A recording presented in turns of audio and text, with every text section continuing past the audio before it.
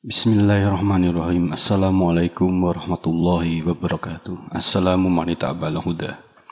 Baik, kali ini saya akan membacakan sebuah materi dari Kuteb.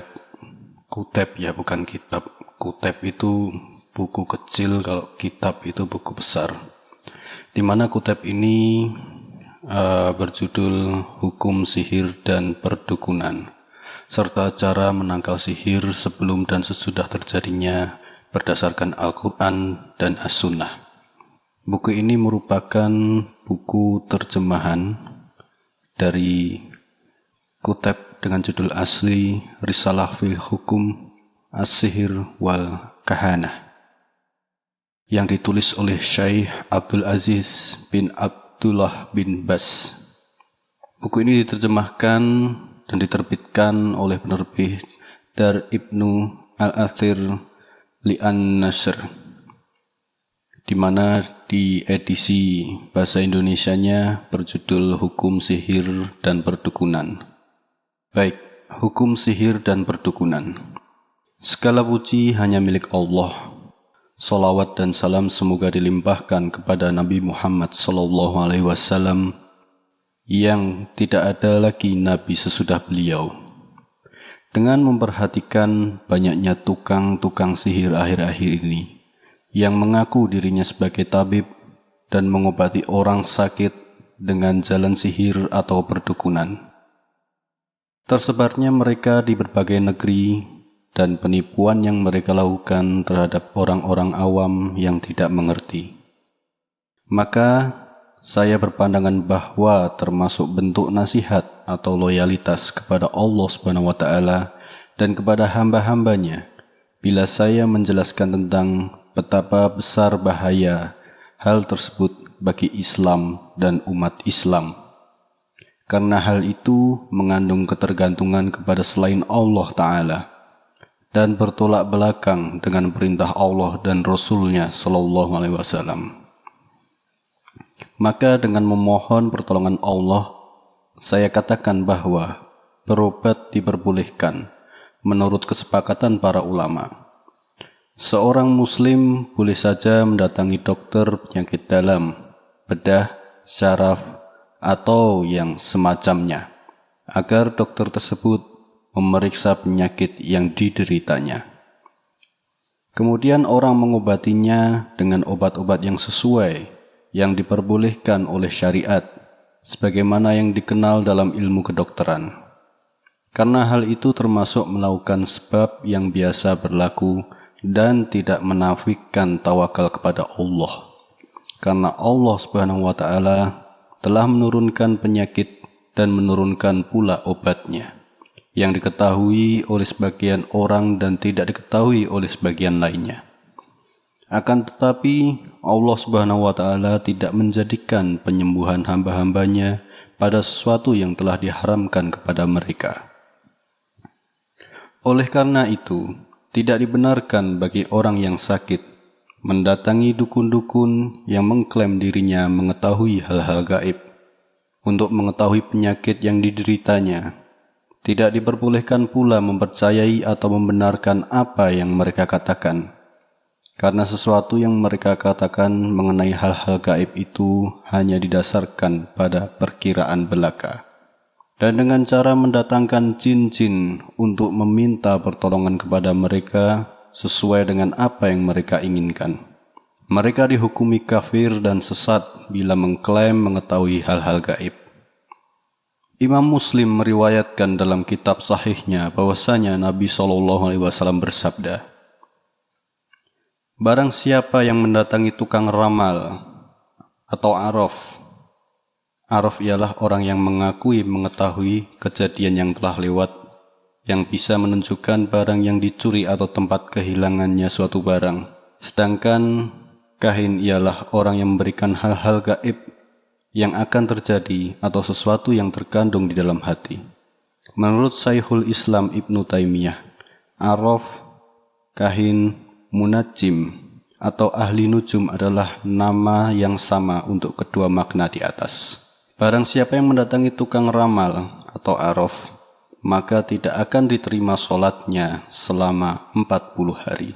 Kemudian dari Abu Hurairah radhiyallahu anhu, dari Nabi SAW beliau bersabda, barang siapa yang mendatangi dukun atau kahin dan membenarkan apa yang ia katakan, maka sesungguhnya ia telah kafir terhadap apa yang diturunkan kepada Nabi Muhammad SAW.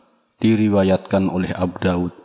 Hadis di atas juga diriwayatkan oleh 4 penulis kitab Sunan dan disahihkan oleh Al-Hakim dari Nabi SAW dengan lafal, barang siapa mendatangi tukang ramal atau dukun dan membenarkan apa yang ia katakan, maka sungguh ia telah kafir terhadap apa yang diturunkan kepada Nabi Muhammad SAW.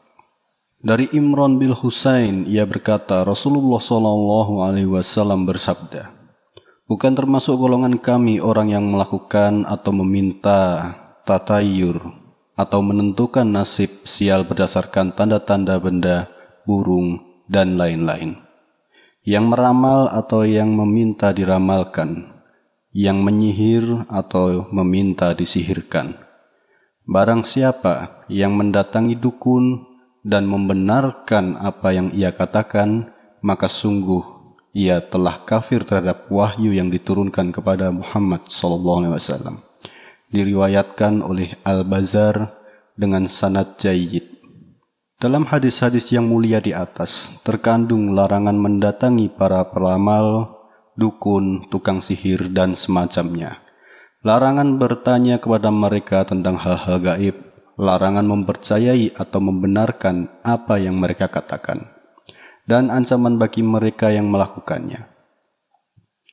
Oleh karena itu, maka wajib bagi para pemimpin, petugas amar ma'ruf nahi mungkar, dan orang-orang yang memiliki kemampuan dan kekuasaan lainnya untuk mengingkari tindakan mendatangi para dukun, tukang ramal, dan orang-orang semacam mereka, serta melarang orang-orang yang melakukan praktik-praktik seperti itu di pasar-pasar atau tempat-tempat lainnya, dan mengingkari mereka dengan tegas, serta mengingkari orang-orang yang datang kepada mereka. Jangan tertipu oleh benarnya mereka dalam beberapa perkara dan banyaknya orang-orang mendatangi mereka, karena mereka semua hanyalah orang-orang jahil yang tidak mengerti agama, sehingga mereka tidak boleh diikuti. Karena Rasulullah SAW telah melarang untuk mendatangi, bertanya, dan membenarkan mereka, karena hal itu mengandung kemungkaran, bahaya, dan akibat negatif yang sangat besar, serta karena mereka semua adalah para pendusta dan pendosa. Dalam hadis-hadis di atas juga terkandung dalil yang menunjukkan kekufuran para dukun dan tukang sihir, karena mereka mengaku mengetahui hal-hal yang gaib, dan itu merupakan sebuah kekufuran, serta mereka tidak sampai pada maksud yang mereka inginkan, melainkan dengan cara berkhidmat kepada jin dan menyembah mereka di samping Allah. Dan ini merupakan perbuatan kufur dan syirik kepada Allah Subhanahu wa Ta'ala. Orang yang membenarkan mereka atas pengakuan mengetahui hal-hal yang gaib, maka hukumnya sama seperti mereka. Dan setiap orang yang menerima perkara ini dari orang yang melakukannya, maka sesungguhnya Rasulullah SAW berlepas diri dari mereka.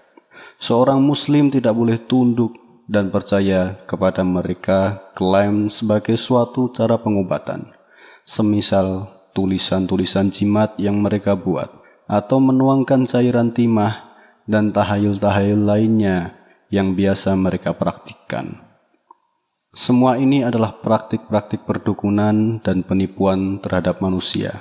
Barang siapa yang rela dengan semua itu, maka sesungguhnya ia telah membantu mereka dalam perbuatan batil dan kufur. Seorang muslim juga tidak boleh pergi untuk menanyakan kepada mereka tentang siapa yang akan menikahi anak atau kerabatnya, atau tentang cinta, kesetiaan, permusuhan, perpisahan, dan hal-hal lainnya yang akan terjadi di antara suami istri dan keluarga mereka berdua.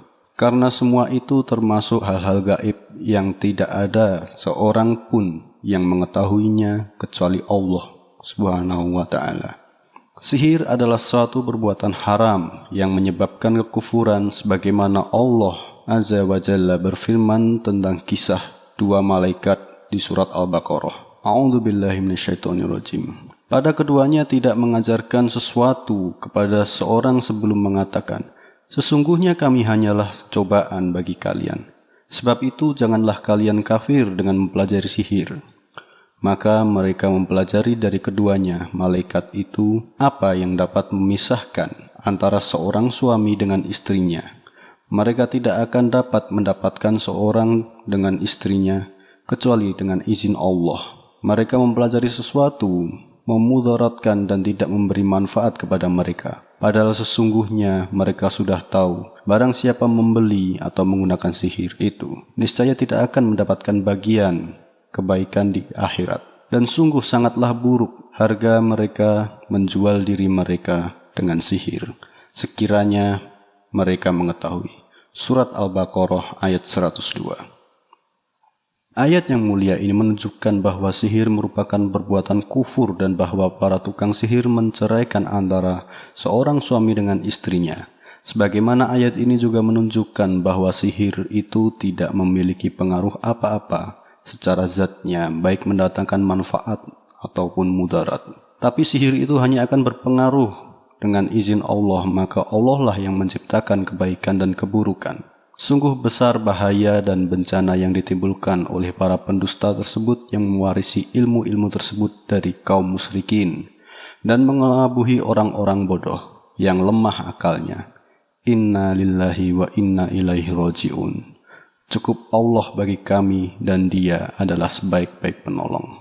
Ayat yang mulia ini juga menunjukkan bahwa orang-orang yang mempelajari ilmu sihir, sesungguhnya mereka mempelajari hal-hal yang hanya mendatangkan mudarat bagi diri mereka sendiri dan tidak mendatangkan manfaat bagi mereka, serta mereka tidak akan mendapatkan bagian apapun di sisi Allah. Ini merupakan ancaman berat yang menunjukkan betapa besar kerugian yang diderita oleh mereka di dunia ini dan di akhirat nanti. Sesungguhnya mereka telah menjual diri mereka dengan harga yang sangat murah. Oleh karena itu, Allah Subhanahu wa Ta'ala mencela mereka dalam firman-Nya. Dan sungguh sangatlah buruk harga mereka menjual diri mereka dengan sihir, sekiranya mereka mengetahui. Quran Surat Al-Baqarah ayat 102.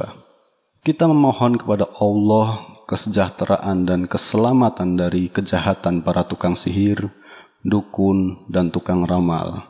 Kita juga memohon kepadanya agar Dia menjaga kaum muslimin dari kejahatan mereka dan memberikan taufik kepada para pemimpin kaum muslimin agar senantiasa berhati-hati terhadap mereka dan menegakkan hukum Allah kepada mereka, sehingga manusia merasa tenang dari segala bahaya dan praktik keji yang mereka lakukan. Sesungguhnya Dia Allah Maha Dermawan lagi Maha Pemurah.